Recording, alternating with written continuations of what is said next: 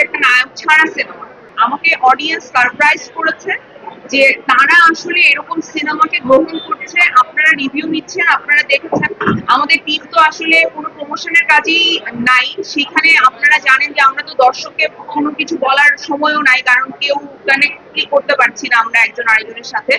তো দর্শকরা কিন্তু একেবারে অথেন্টিক রিভিউ দিচ্ছে এবং তারা সবাই যে সিনেমাটার সাথে নিজেদেরকে কানেক্ট করতে পারছে, এইটা আমাকে আসলে অনেক ভালো লাগা দিয়েছে। তো মানে আমার কাছে মনে হয় যে আমি যে উদ্দেশ্যে সিনেমাটা করেছি আর সানি সারোয়ার ভাই যে উদ্দেশ্যে সিনেমাটা বানিয়েছে সেটা সফল হয়েছে। ডেফিনেটলি এইটা বাংলাদেশে বিরল, কিন্তু এইটা শেষ না, এটা মাত্র শুরু।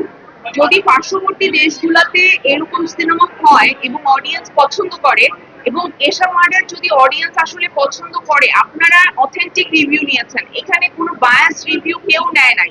তো এখানে সবগুলা রিভিউ কিন্তু অথেন্টিক। তো যারা দেখছে, যারা বলছে এসা মার্ডার তারা পছন্দ করছে, তার মানে কি বাংলাদেশের দর্শক রেডি হয়েছে।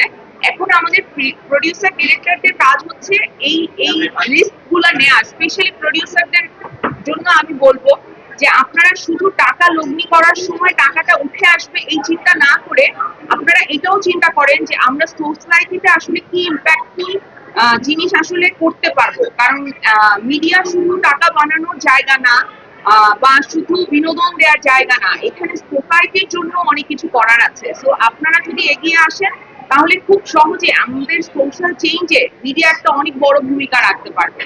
রেহানার সময় ছিল এক ধরনের এক্সপেরিয়েন্স, রেহানা মারিয়াম যখন রিলিজ হয়, কারণ তখনও আমার কপালে এরকম টিভি জুটে যে আমার একাই মানে কাঁধে নিয়ে সিনেমা দৌড়াতে হয়।